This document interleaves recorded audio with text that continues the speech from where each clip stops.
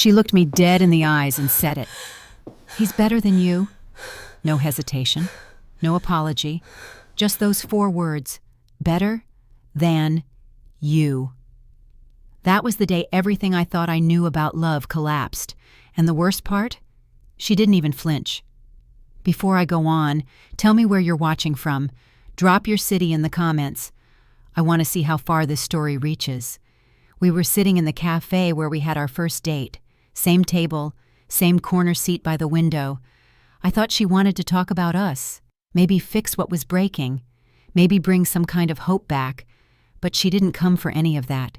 She came to end it, quietly, like it was just business. I remember every detail, the way she stirred her tea, the way her eyes refused to meet mine. When she finally spoke, she didn't raise her voice. She just said it straight. "I didn't mean for this to happen, but it did. He makes me feel alive." That word stuck to me. Alive. As if she'd been dead beside me. As if my love had put her to sleep. She walked out without a tear. I sat there numb. The air outside felt too thick. My feet moved, but my mind stayed frozen. I couldn't understand how someone could rip your heart out with so little emotion. The next few weeks were hell. I couldn't eat, couldn't sleep. My body was there, but my soul was somewhere else. Everything reminded me of her. Her voice echoed in the silence. Her smile haunted my dreams. My friends tried everything. Nights out, dumb jokes, new places. But no matter where I went, grief followed me like a shadow. And every time I came home, it felt colder than the last. Then I saw them online. Him holding her close, her glowing like I never made her glow. His smile wide, her eyes full. It felt like I was watching a movie where I had been replaced, like I was just the rehearsal for the real thing. I started questioning everything. Was he more charming, more fun, more dangerous in that exciting way she craved? I never asked her. I didn't want to know, because deep down, I feared she might be right, but I couldn't let that be the end of me. I was shattered, yes, but not beyond repair. So I started rebuilding, alone, quietly. I joined a gym, picked up my old camera again, walked trails with music in my ears and pain in my chest.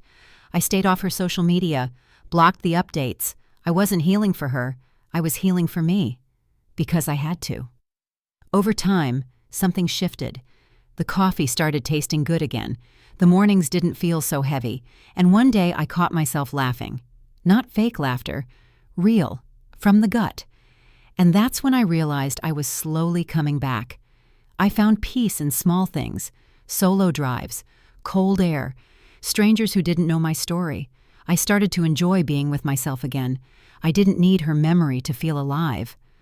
Almost exactly a year later, my phone buzzed. It was her. Just one line. "Can we talk?" I stared at it for a long time. My first instinct was to delete it, but curiosity has a way of whispering louder than logic. So I said yes. We met again at the same cafe, but this time she looked different. Her glow was gone. Her eyes looked tired. She sat across from me and smiled, but it wasn't the smile I remembered. "Thanks for meeting me," she said. I didn't say anything. "I'm not here to make excuses," she started. "I just needed to tell you. I thought he was better, but he wasn't." I stayed quiet.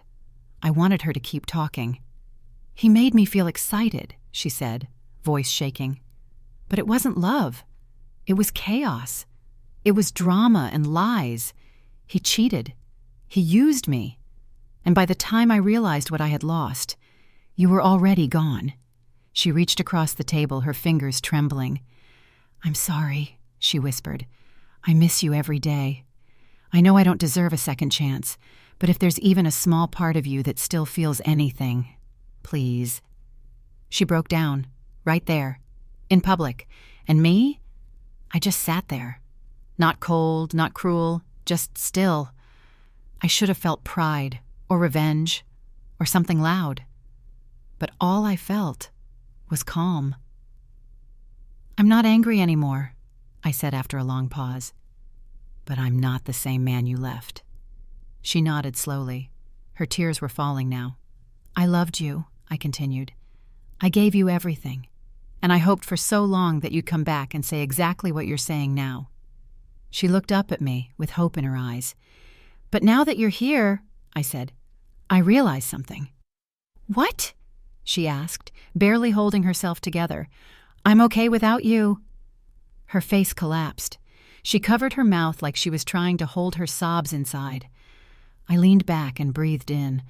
"For a long time, I wanted closure," I said. "I waited for this moment, but now I see. I don't want to go back. I don't want to restart what already broke. I just want peace.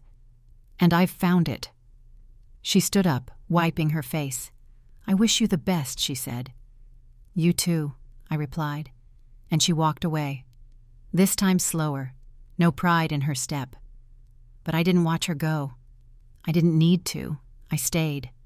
Finished my coffee, then walked outside and let the wind hit my face. It didn't hurt anymore. She said he was better. She left me for him.